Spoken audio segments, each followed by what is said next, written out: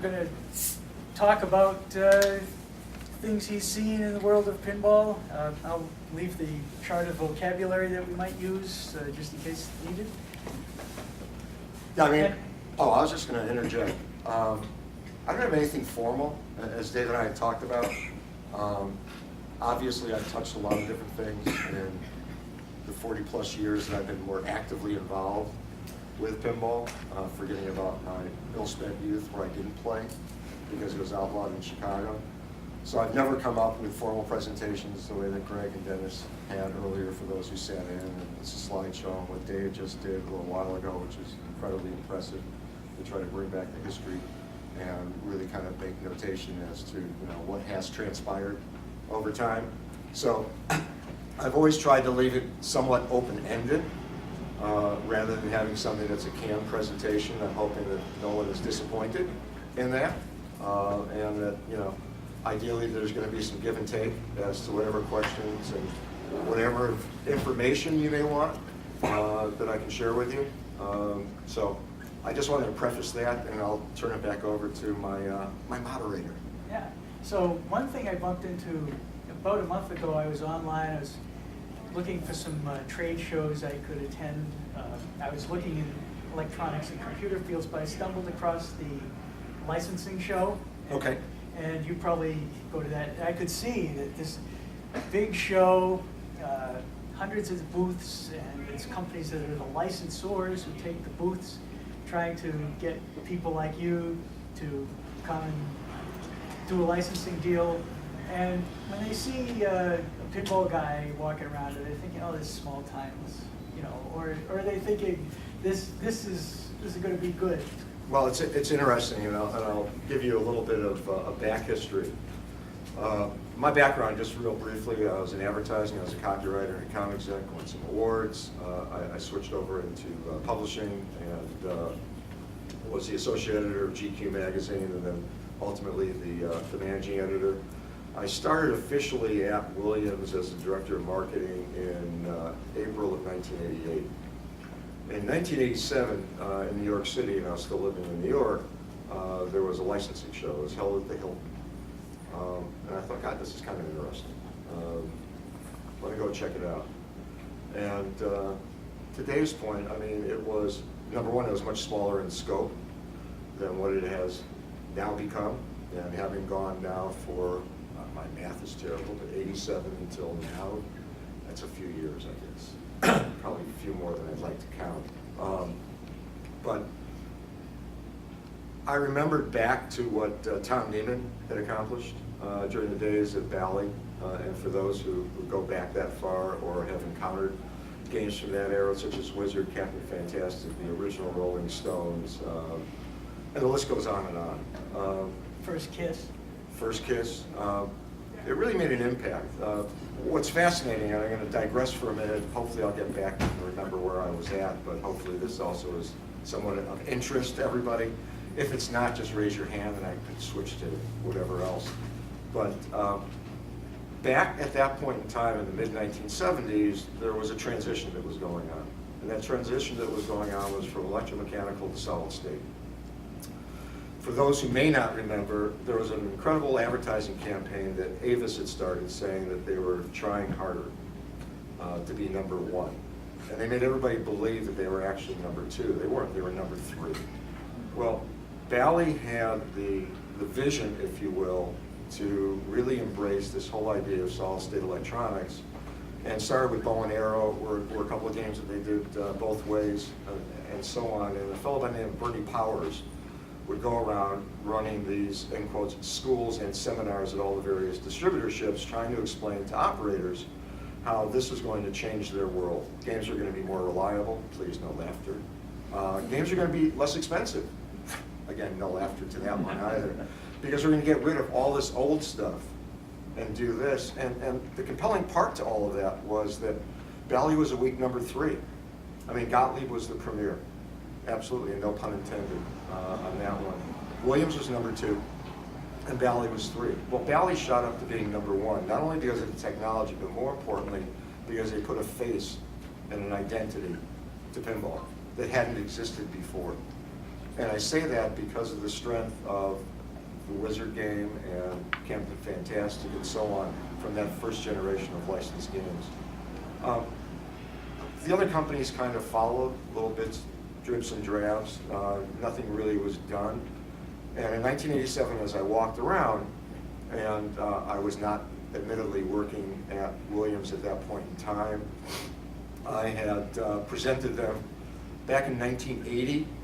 I had worked on a game with Steve Epstein, my dear, dear friend, the owner, now co-owner, I guess, of Modern Pinball NYC. I'll give Steve a plug. Please go to 26th and 3rd in New York and see a miraculous place, 33 pinball machines.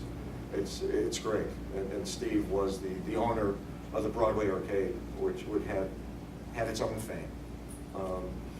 But truly, I saw some opportunity to, number one, do another design and still have the bug. I think the last game that I had actually done was Cyclops in '85 with Game Plan. The game that Steve and I had worked on, which started off as being Las Vegas, became Barracora, for those who may have seen it or know anything about it. There's stories about that as well. But I presented a couple of different things to Williams in particular. One was a game design, another one. The second was I wanted to launch a consumer magazine, a game magazine. I had taken over Video Games magazine back to like 84, 83. I'd taken over Video Games magazine. Small publisher, Pumpkin Press. I started another magazine called Easy Home Computer. I was doing writing for electronic games with Arnie Katz, Joyce Worley, and Bill Kunkel, who are three notable people within the video game world of journalism back in that era. And I really thought that there was something there, and if you ever have a chance, and who knows if it's available, you'll see that I did a heck of a lot of coin-op coverage within Video Games magazine, even putting it on covers, and even giving away games. I just wanted to be able to expand the scope and the presence of what was out there in the real world, and not just pinball, also video games. A travesty, I know, saying that here. So those were two of the things that I really wanted to do, and I approached Williams, and they were evaluating the game design and whatever else. I approached them with the idea of helping me launch the premiere issue of this coin-operated magazine. And what I wanted them to do was to, excuse me for a minute, my Snapple are ready. I wanted them to put the premiere issue in all their games that were going out the door, figuring that, you know, those games would ultimately go out into location to put magazines out, people could take it for free, and at that point on, hopefully they would subscribe. I mean, we didn't have the internet and other ways to actually launch things, and having been part of the process of new magazine launches, I also did a magazine called Exercise for Men Only, which is remarkably, 30 plus years is still on the newsstand today. Not the original issues, I mean subsequent new ones that they've done. But I what thought would be that, the content of this magazine? Would it just encourage players to continue to be oh, players? it would have been, I had actually gotten brought in, again, sorry for the segue, but a good question. Aladdin's Castles was a chain. I don't know if you guys are familiar with that. Yeah, there's some around here. They were in mall game rooms. Eventually, they were purchased by Bally, and it actually became the placement for what was Super Shooter done in 1978, the national tournament that actually attracted 1 million players, but that's, again, a whole other story. But I had worked on a newsletter for them, where I wanted to actually identify and recognize players, locations, new equipment. So yes, it would have been pinball, it would have been video, it would have been everything in the world of coin-op. And maybe, I mean, as I look back, maybe I would have added a little bit in terms of home audience. In some ways, it is what I achieved when I talked Steve into us doing our pinball magazine that right now at the moment escapes me. The flip side? The flip side, thank you, yes. I named it and I should have remembered it. So, and that was to track what we were starting to do with leagues, tournaments, players, games, all the rest of it. So the idea was to have this nice glossy magazine, I worked up a business model, business plan, and showed with advertisers and everything else, as well as subscription-based. And again, based on my experience in the publishing world and knowing where I could get distribution on newsstand and all the rest of it, I basically gave them a business plan that showed a model that I'd be willing to split with them, not a 50-50 split, that I could generate $6 million a year by launching that. So I go to the licensing show, just out of curiosity, and this becomes basically part 3 of what wound up happening when I was hired. So I'm trying to bring it back around again. I saw 3 themes that kind of intrigued me. One was Willow, that was coming out, and I thought, God, that looks kind of interesting, but that's kind of scary. I don't know if that's really going to work for the broadest audience. I saw Who Framed Roger Rabbit, that Disney folks were showcasing, and I thought, oh my God, that's incredible. It's Disney. That's going to be impossible. It's, again, Dave's point, where the financials were. I saw something, Eastman and Laird were there, something called Teenage Mutant Ninja Turtles. That was New England thing, New Hampshire guys. Hand-drawn, black and white, and I thought, this is awesome. So my third thing was, hi, Williams. I have a magazine, I have a game design. Game design doesn't have to be Ninja Turtles, but I've talked to these guys, we can do the license. So when I wound up getting a phone call in March of 1988, I expected that they would be responding to one of those 3 things, and instead they wound up responding with a chance for me to go to work at Williams to be the director of marketing. I didn't lose sight of wanting to do licensing, and the licensing show came up in 1988. And one of the people I met with was a gal named Louise Riley, I still remember the name, who was with Lucasfilm. And talked to her at length because I thought, God, wouldn't it be neat to do, Indiana Jones or Star Wars? And told her what I thought the financials would be. And the financials were somewhat slight. She didn't believe it. And I said, well, that's what it is. I mean, and literally just pulling numbers out of thin air. It's not like I had any experience in licensing prior to that. And I said, well, but here are the other companies. Call them up. Call up Gil Pollock. Here's his phone number. And you tell me if we want to do something. And ultimately, we actually did work with Lucas. I made the decision, and I think the guys kind of agreed with it. Mark Ritchie definitely did. I thought much more favorably of a storyline and character set for Indiana Jones. So we passed on Star Wars. Sorry. And instead did Indiana Jones. We eventually did Star Wars. But again, I think that going back to the question that Dave raised, when you're going out there, and for me it's different. You guys have to understand that. Number one, I've worked on probably 250 licenses over the years. Video games, NBA Jam, NFL Blitz, the list goes on, where I've worked with all the professional sports leagues, worked with all the studios, worked with different agencies, worked with a heck of a lot of talent. If anybody takes a look at, I guess Ken Fidesna has been going through things as the company shuts down the Waukegan facility for Williams. And he's posting a lot of pictures that show various people, myself included, me standing next to Gordie Howe, John Rice Davies in studio at the company doing the voice for Indiana Jones. And again, the list kind of goes on and on as to all the things that we worked with. I think that you wind up building up, number one, trust. Number two, that the economics have to work and be right. And number three, more importantly, and maybe it's tied into number two, do you believe in this category? Does it excite you? It's something that's unique. It's something that's different. It's something that is tangible. I've had the good fortune, we were on 12.5 million juice boxes for High C years ago because I've always believed in promotions. We had Police Force on it and Arch Rivals, video game and pinball machine that we were giving away to some lucky people if they got the right codes or whatever else.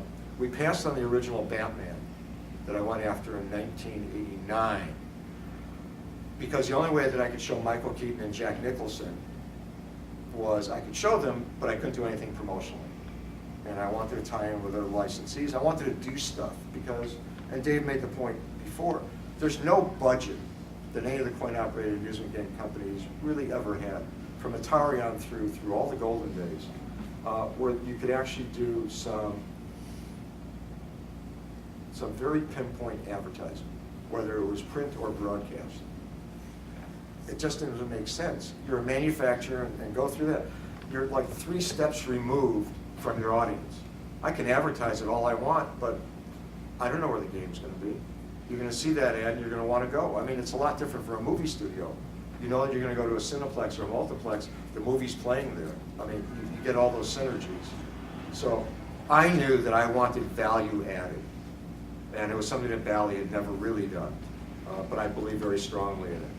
Yes, it's a slight amount of money, but would like to do some things to tie in. The way that we could have done Batman, I could show the back, on the back glass of Jack Nicholson and Michael Keaton, so you would have seen basically a back glass and have been like, hi, this is the cowl of Batman, and here's the back of the green hair of Joker. And I said, no.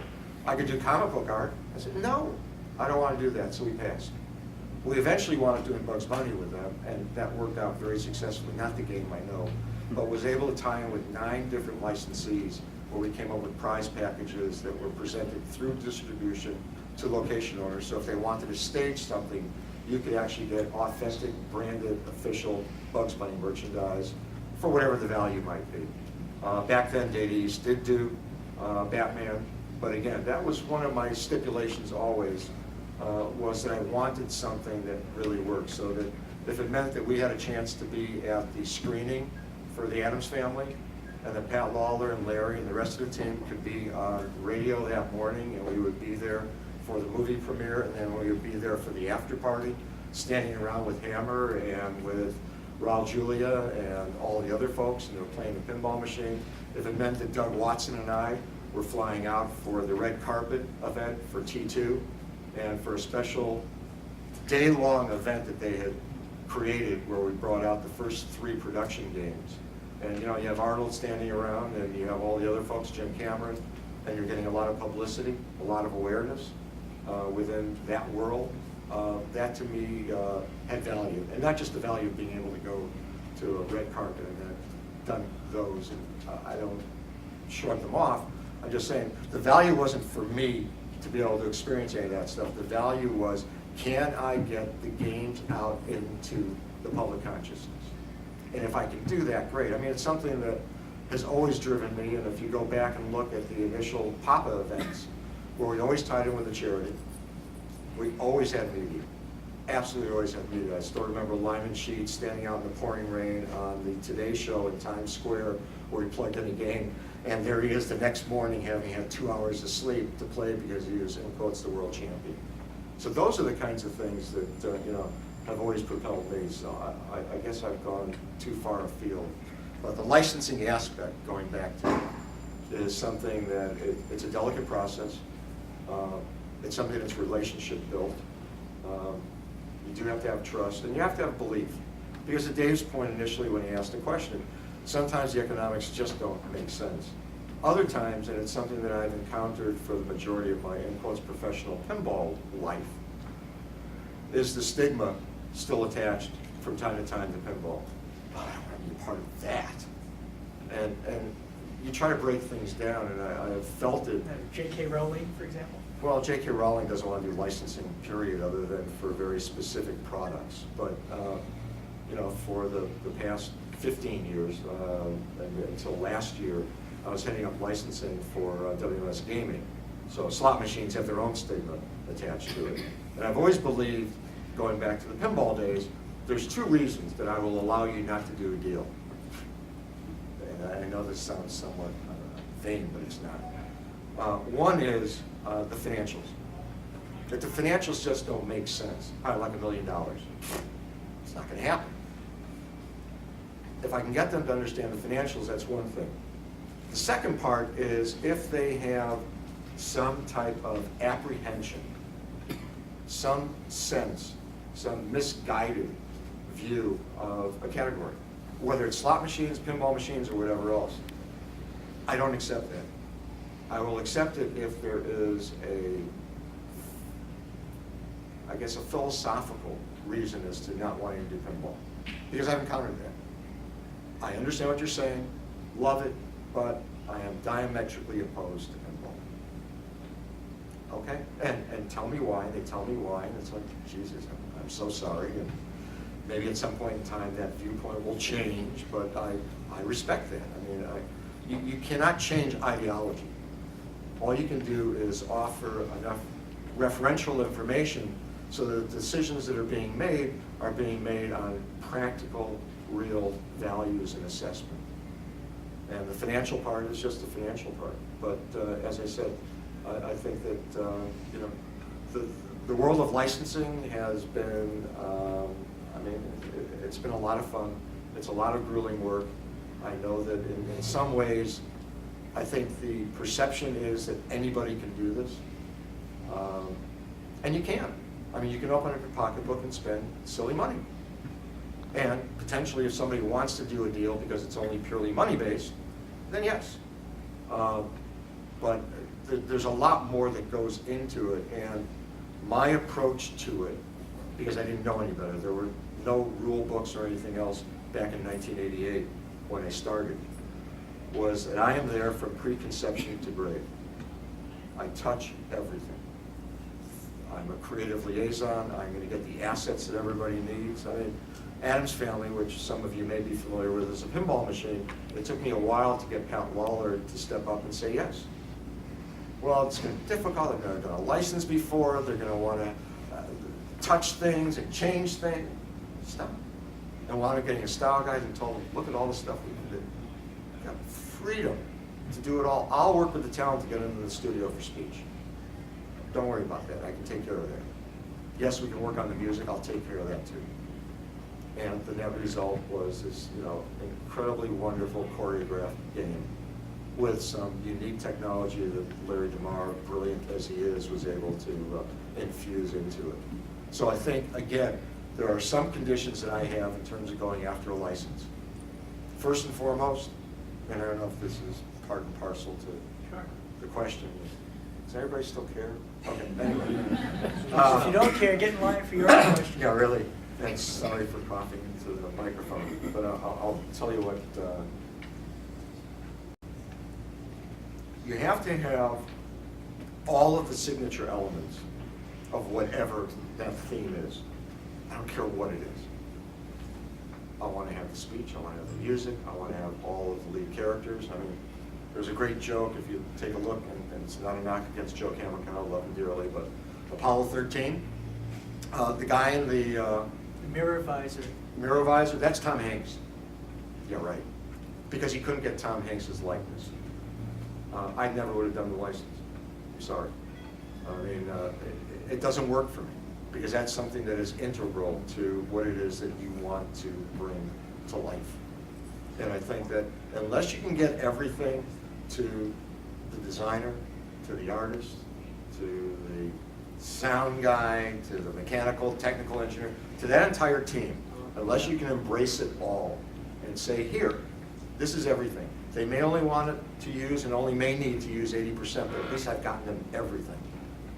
And I've always done it on the basis for all my projects. Give me a list of what you want and need, and I'll go shop it and see if I can get it. If I can't get it, then we're going to have to make a decision. Do we want to go forward or not go forward? And again, sometimes I tend to influence that. I know that I pushed John Trudeau into doing Congo. My apologies for people who don't like it. I have a thing for simians. When I had a chance to actually go out to the studio because they had an event, and Amy was there in her costume, and I had a chance to touch the fur and everything. It was like, it's exciting as hell. Kathleen Kennedy and Frank Marshall, husband and wife, were overseeing production on the film, and I thought, oh, gotta do this, this is great. The book I thought was wonderful, I know the movie. I like the game, truthfully. I think that John did a great job. It's a little imbalanced if you're playing it as a tournament game, but if you're just playing it for fun, I think there's a heck of a lot of depth and great stuff. For those I mentioned before about Ken Fidesna posting, you will see Kevin O'Connor, the artist, you'll see John Trudeau, you see Jeff Johnson, who was a programmer, myself at Bedrock. So when we did Flintstones, went out to Universal Studios, they said, the lot is still up. Okay, hi, give us the directions, had the rental car, we drove out there, and it was really critical and important because the style guide is flat art. And whatever rushes you wind up seeing may be incomplete. But for Kevin, if you really take a look at the artwork on that game, he recreated bedrock from all the pictures that we were taking, forgetting about the mug shots of us sitting in cars and whatever else. I mean, we went around and looked at all the storefronts and everything else so that he could create something that was really representative. And then having John Goodman, Rick Moranis, Harvey Korman, all go in the studio to do original speech, I mean, it made it really good. The game was okay, but at least the representation of it, I think, really, really worked. So. Yeah, I thought the sound was great. You have a question here? Yeah, sorry. Yeah, Roger. So this is sort of along the lines of what you've just been talking about, but it seems like licensing has been getting harder and not easier in a lot of ways. It seems like we used to get custom speech. We used to get, you know, much more call-outs and all kinds of things in these games, and it was easier to get these people into the studio, or maybe they didn't put as many handcuffs on the design process, or maybe that's a fallacy, but can you sort of talk to how we can get better execution? In some ways, it looks like pinball has gotten bigger, but the licenses seem to be getting more restrictive. We don't get custom speech. We don't even get the speech necessarily from the series. Like Walking Dead is a perfect example, you know, and there are these miscues. And is it our industry that's the problem, or is it the motion picture industry and these other big media outlets? I think that's a wonderful question. I left WMS in February of 2014. In 2000, I started my own company, Sharpe Communications. It's a creative services company. Do marketing, advertising, brand licensing, product design and development, a little bit of everything for a number of different clients. A couple of projects over the years was NASCAR and Pirates of the Caribbean for Gary. I don't want to cast any kind of aspersions or value judgments to what is currently taking place in the world of pinball when it comes to licensed content. But as I said before, it's a question of who's doing it. And I don't knock Jody, and I don't knock Gary or anybody else at Stern. I think that they do the best that they can do. For me, I would do more. I mean, pure and simple. Is it available? All you have to do is ask it. All you have to do is negotiate it. All you have to do is have the trust and probably the reputation and background to get it done. What about in a premium edition? Could you pay more just for the premium only, or is that making the license even narrower and less attractive? I don't think it really matters. I mean, again, the games that I helped, those two brands specifically, Stern Pinball had not broken it out into the variety of different iterations that they're now doing. So to Dave's point, you know, I don't know where they're at currently in terms of their licensing agreements, and if there is some type of a scale that is different in terms of royalties or guarantees. I will say, and I guess I can interject it, it's common knowledge. I got brought into the breach with Dutch Pinball and the Big Lebowski. I don't know how many people are aware of the Big Lebowski. Show of hands. All right, so a few of you. I made the comment because of my son Josh, I guess introducing me via email to a fellow by the name of Nate Shivers, who does these podcasts, and I went on air there to do an interview. And the premise of the interview was basically, let's talk about Big Lebowski, what's going on. There were some things that wound up happening during Pinball Expo last year that were somewhat explosive and had everybody somewhat concerned as to what was going on. And as I expressed to him, because of the relationship that I've been able to carve out with Yop and with Barry, my comment was, in seeing where they're at and what I can do, I'm a Band-Aid and not a tourniquet. This is all fine. And the amount of content that they have in that game, yeah, I mean, the approvals are going through. I just saw an email last night, final approval on the playfield so they can start production on that particular component. Cabinets are going through. We have footage. We have speech. Music has become an obstacle, but they're going to do some music based on a suggestion that I made that I think will work very nicely. So again, I mean, it's a question of what you prioritize and what your expectations are. I tend to agree with you. And I will say, and I can't mention the manufacturer, I'm working on a Walking Dead license right now. It's already in development, and I'm not having any problems, but that's me.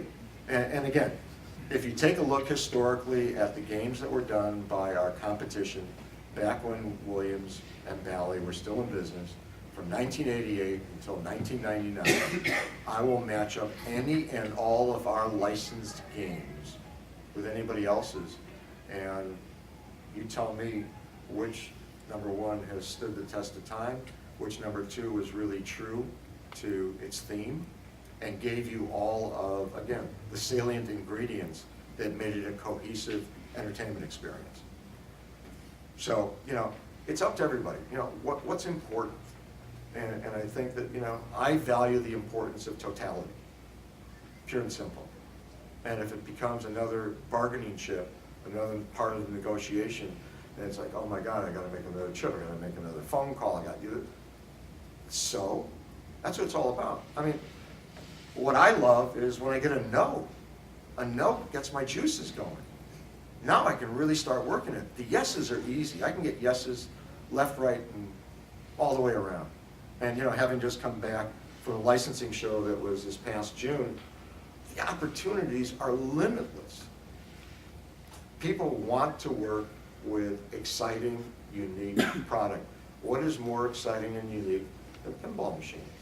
I mean, you have this explosive happening with barcades and everything else. It's back in the scene. It's back in the public consciousness. You know, some of what Dave was presenting a little while earlier. It is in the media. There is stuff that's on History Channel, Discovery. There are various documentaries and all the rest of it. It's not where it was, let's face it, back in the 70s, late 70s, early 80s. I doubt it can ever get there again. There were 3 million pinball machines in active operation in 1980 worldwide. 3 million. There were 5 million video games in active operation. Right now you have maybe 200, maybe 300,000 pinball machines worldwide. What's keeping it alive are events like this, and people staging tournaments in events like this, doing leagues in basements and rec rooms and whatever else, and every once in a while, and again, something that Dave noted, and I'm so gratified because I know that IFPA has been a part of it, launch parties. We're going to announce a new Stern game or a New Jersey Jack game. We're going to do a launch party over at this event. It's open to everybody. It's $5. Put your money in. Some goes to a charity. Some goes to a payout. But you're exposing people to the games. And that's the biggest obstacle that we have to deal with. So, sorry, it's a segue off of the answer, but yeah. Kind of a two-part question. I apologize if I've covered some of this because I came in a few minutes late. Not a problem. Can you give an example or some examples of some really onerous pinball license that didn't work out either for financial reasons, because they wanted too much money, or because the licensor exercised so much control or was so strict in their conditions, the games just didn't happen? That the games didn't happen. Didn't happen. Wow. I don't know, can you talk about that? Yeah, I talk about anything now. No job to lose. Yeah, really. Well, I mean, we were always very secretive, and I was, you know, one of the leading proponents of that at Williams. You know, we never announced anything before its time. We never brought games out into the marketplace that were 40% done or 60% done. Everything had to be right. If it was a video game, yes, there might have been some tweaking so that Ed and John could work on, you know, some extra stuff for Mortal Kombat 3 or whatever. But we took a lot of pride in bringing games to trade shows that were available within 3 to 6 weeks at the outside, or available right then and there. If we had product that was still somewhat in development, we suited it. NBA Jam was suited. And by that I mean it was off-site, totally separate, away from everything, and it was only to really our A distributor people, and they couldn't talk about it with anybody. We had a Pat Lawler game that was suited at one point in time. I think it was Earthshaker, during the time of our Atlantis show, for those who remember Mr. Perry's ill-fated effort. Decent game, but anyway. So, So the games that were difficult difficult or license or- impossible. Well, I mean, you mentioned before J.K. Rowling. Yeah, I'd love to do something with Harry Potter. You know, I've had a number of my clients, if you will, ask about it. She is adamantly opposed, and not to pinball, just adamantly opposed to doing anything outside the realm and scope of what she wants to do. And her control is absolute, total, and complete. It's not financial, it's not anything else. How about one where you had to go back and forth a lot even after the contract was signed? A lot of changes or? Well, I know Arnold was somewhat difficult. Doug Watson, I think, if anybody's sat in on any of his talks at various shows, was working on the back glass. And the back glass originally, I think, it was Arnold obviously front and center, and there were two endoskeleton type things, and Arnold didn't like that. He'd already painted it. He had to go back and make the change. We wanted Arnold to do some custom speech for us. We were on set because we were doing simultaneously not only the pinball machine, but also the video game. And Lee Orloff's group was doing the making of. Jim Cameron, when we first met, was blown away by what we had done with motion capture through a game called NARC, for those who may have some reference to video games. But we were doing things like making movies, and that was his comment. You guys are making movies. And yes, we are for our video games. And we have a dot matrix display, and we can do some other stuff with that as well. So we had Linda Hamilton, Eddie Furlong, Robert Patrick at the end of a filming day, because Jack Hager was out there along with some other people, would say, hi, do you mind putting on the arms again? Because I need you to be going this way with the arms because of the game. And, you know, I mean, you try to do things because you need it in a particular context. We were working with Stephen Kent. God, all these names. Jesus. Maybe I haven't lost it all yet. Was Arnold's stunt double. So we did some work with him. And we got, I thought that I think it was Chris Granner. If I'm wrong, I apologize and whatever. I think it was Chris that had gotten a couple of guys in the studio that I wound up hearing, and I said, I think these are great. I mean, these are really good Arnold impersonators. Let's send it out to Arnold and his agent and see what they think. And the story as it was told was Arnold was in his trailer when he listened to it. I'm not going to do an impersonation, so don't worry. And said, this is terrible. If that's all they want, I'll do it. And he wound up doing all of the work, not only for the pinball machine, but also the video game. It was 3 pages of dialogue. And for those who may have a certain Couple extra lines. extra code, there is a whoop-de-doo, there is an FU and whatever, there happened to just be on the page. And Arnold just kind of read whatever was on the page. And I wound up meeting with him during this event that they had prior to the screening. A very nice guy, very controlling back then, and obviously his world has changed in the past some odd years. But I was concerned when he said no. And I was concerned because of the trauma that Doug had to go through, but I think the net result was that it all kind of worked out. I know that we had some issues with, dare I say, episode 1. The issues were that I couldn't tell them what we were doing, and they didn't understand why I needed the footage that I needed, the wireforms that I needed for Watto and for Jar Jar and whatever else, that I needed all of these things. And I remember traveling out to the ranch, and it was like the 3rd time I had been out there because we worked again on Indiana Jones. And I said, all right, I'll reveal to you. And I think, I forget if I brought something with me and who else was with me on that particular trip. I don't think that John was with me, Papa did. And told him what we were doing. There's going to be a monitor, we're going to be showing footage, we're going to be doing this, that, and the other things, and this is why I need this stuff. We entered into an agreement, and I think that this has actually been discussed at various points over the years. The core design team, myself included, had to sign our lives away. If we revealed anything, we got stuff before Galoob as a master toy license, before Hasbro, before anybody. I mean, we were that early in the production schedule. We went out and read scripts that nobody had done, because I needed to know exactly storyline, content, and so on. We had to sign away our lives that if anything ever slipped out of Williams to anybody else, couldn't talk to family about it, couldn't say anything.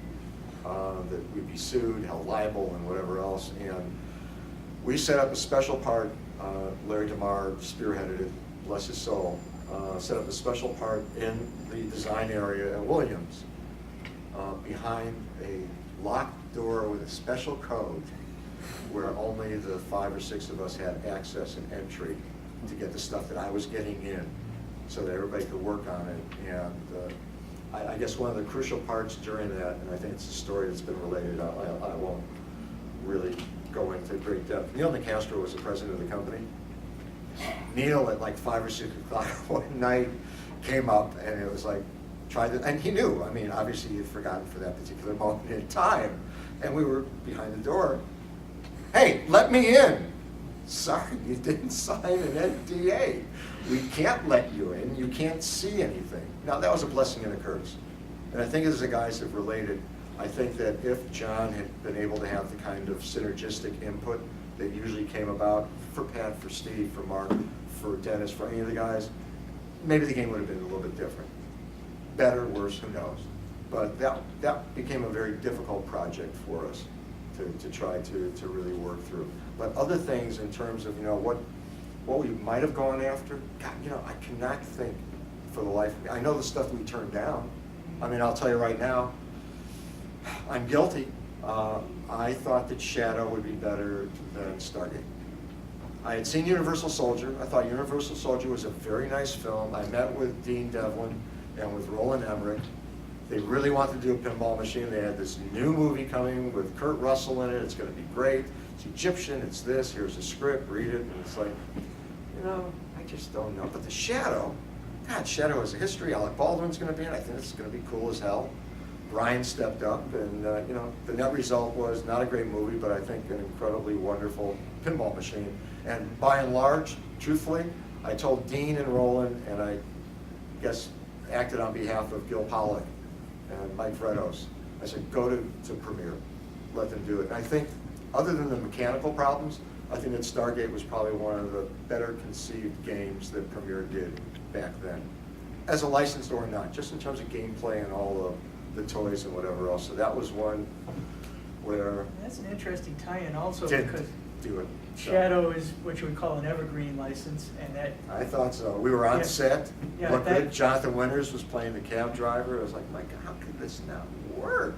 but it would also be easier because you wouldn't have to NDA stuff like you would for Star Wars. Yeah, no. And truthfully, Star Wars was really the exception. Everything else was like free range, if you will. It really, really was. It was, I would present to people internally if I really believed in something. They would come to me. I mean, there's a great side story, and I don't want to take too much time. But Dan Langlois was a designer for the company. Basically, as an outside person for a number of years at Bally. Games like Strange Science and others he had done. Radical was one of his. He had come up with a component that was a little turny thing, and I'll reveal it later in terms of what that turny thing became, although some of you probably already know. And the guys took it over for Dan. He had gotten ill and whatever, and they really liked this mechanical device. Greg Ferris being one of them, and whatever else. And for anybody who was at the old Williams plant on California Avenue, my office was along the front wall, so the guys coming through the front lunchtime or coming in would always pass by where my office was. And they wanted to do Gilligan's Island. And I said, I just don't get it. I mean, I like the show. I think it's great.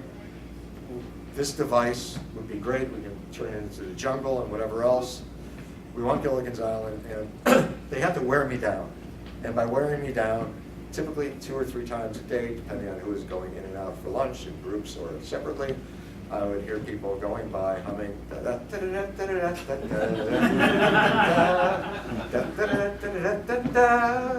Here on Gil. All right. And contacted Turner, who had the rights to it, and actually got Bob Denver to come into Chicago in the studio. We put him on Brandmeier in the Morning, which was the #1 rated radio show. So we had a lot of fun with that with him. He was wonderful. I didn't know how the factory would act there had been a long passage of time from when the show was on TV. Some people age better than others.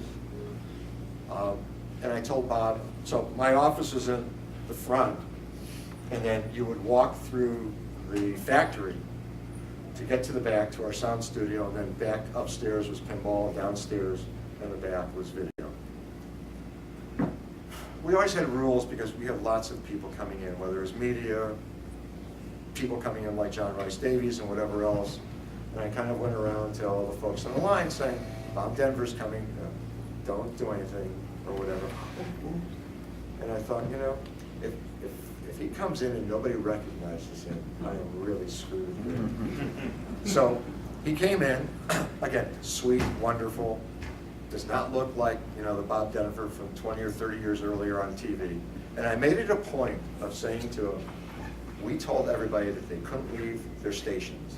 So we're going to be going out here, it's going to be a little bit noisy and loud, and we'll get back to the sound studio. So just know. Sure enough, we get about midway through, and the gal starts shrieking off the line or whatever else. He's signing autographs. He is happier than happy. I mean, it was a great experience, but again, not expected necessarily, and probably not an answer to any question anybody would ever ask. But yes, somebody's The next lined question. up. Come on I'm up. still trying to remember, truthfully, if I can, any stuff that we really wanted. I know that we turned around and said we didn't want Last Action Hero. I didn't believe in it. Data East wound up doing it. I mean, there were a number of licenses that Data East wound up doing. Lethal Weapon, or Lethal Weaponator, as it's been called. We didn't do. Didn't want it necessarily. And, you know, I wasn't really thrilled by it. Thought it was a little bit too violent and whatever else, versus T2, which wasn't violent, because I'm shooting endoskeletons. I'm not shooting people, bad people, or whatever else. So I'll try to keep on going through my brain, but I think that my rate of going after things and actually securing them, probably about 95%. Yeah, sorry. I read that for the Star Trek Next Generation game, that a lot of the cast members got machines, and I think, Oh yeah, like absolutely. someone sold one and it said like this game presented to, you know, Gates McFadden or whatever. I'm wondering, is that pretty typical? Like, would the people getting the pinball machine feel so, oh, this is cool, I want my own machine, or did you guys say, hey, we're gonna just give you one, or was it, did they want it, or did you kind of push it, or how'd that work? Well, as I said before, we had, you know, basically limited budgets. We won't get into the dynamics of what the dollars are, because I think it's really immaterial. Or I think for many of you, you probably think that it's more material than it probably really is. But in wanting to get people to do custom speech, I have to give them something. We had a standard policy that I created. The standard policy was you can get X amount of dollars, or you can get your own custom pinball machine. What do you think? And the X amount of dollars, I'll tell you right now, is $2,500. I mean, I'm going to Arnold Schwarzenegger, who got a Hummer and a jet. Truthfully, those are the two things, along with his salary, to do T2. Here. A video game and your own pinball machine, which he did. I mean, he did it. But so yeah, I mean, that was what I wound up doing, and I think for a number of the celebrities to get their own pinball machine was cool. And I think the reference point to Star Trek, well, Cassandra was just, she was wonderful to work with, and that's all, again, a whole other, you know, story. But for Star Trek Next Generation, I wanted the entire cast. I think one of the great side little snippets I'll share with you, Greg Ferris worked on the artwork. I think it's brilliant. Patrick Stewart made a point of saying, I know my head comes to a point a little bit, can you just round it? But we had all these folks, they all went in the studio, and they all got their pinball machines, from John Delancey on through. Nobody took the money. I mean, the money was immaterial. I think that there's a tragic part to a story that I'll share very briefly, and then I think a funny one. So I mentioned before about Flintstones with Rick Moranis. And Rick was delightful and wonderful, and, you know, did some great speech for us, and it was like a pinball machine. And the time comes for us to get him his pinball machine, and Rick lives in New York City. And I'm on the phone with Rick and saying, hi, we're all ready to get your game to you. And he's, you know, I've been thinking about it, and it's a small, I said, don't. I live in a studio apartment, I'm on 21st and 7th, and I have 5 pinball machines. Don't tell me you cannot fit a pinball machine in your house that you will look back on later on with your children and say, wow, aren't I glad I did it? And you said, all right, fine, you're right. I'll talk to my wife and do it. So, so that was, one of the things. John Rice Davies took the money because he was living out of hotels. He was doing so much work and so much, he didn't have a house, didn't have a place. And it was like, if you ever get one, let me know, because he was spectacular. He really was. He was just wonderful to work with. So, those are some of the things that wind up, again, going into play. It's part of the negotiation. How can I get you to be interested in doing this? Do it at the end of a looping session or whatever else. In John Delancey's case, he had a studio set up in his house. And more importantly, and what was great, again, with Star Trek Next Generation, is each of those machines for each of those celebrities are absolutely, truly customized. John Delancey winds up yelling, and now it's probably silly, winds up yelling at his children when you press the button, you should be studying, you should be in bed, or whatever else. LeVar Burton, I think it was Michael Dorn. What's a black man doing in the 23rd century when you press in the button? I think Patrick Stewart's start was, hello, I'm Patrick Stewart, and I'm wonderful, or something along those lines. So again, they had their own script, and then add on, do whatever you want to do. So I think that it made it somewhat unique and wonderful for them, hopefully. The sad story was what wound up happening with Adam's family because of Raul Julia's passing. And he was great. I mean, he really was wonderful. I think the last movie he did was Street Fighter, where by that time he was ill. And I remember calling and talking to his wife, and just, you offer condolences. And there's a pinball machine, and I'd love you to have it. I mean, from our hearts. I'm almost tearing up for that. Jesus. They want to get in. So, John, that's yeah, the question. sorry. Roger, what's your favorite playing pinball machine for yourself? Oh, from the games that I've designed? No, the play. I get that asked all the time.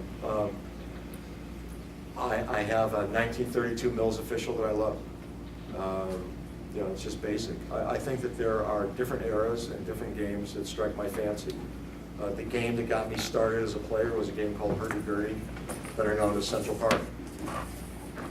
It's the first game I ever turned. It's a game that really kind of nurtured me. It was a game that I wanted, which really was the impetus for what eventually became the pinball book. And I guess the testifying in New York and all the rest of it. Really, it was just selfish. I wanted a game.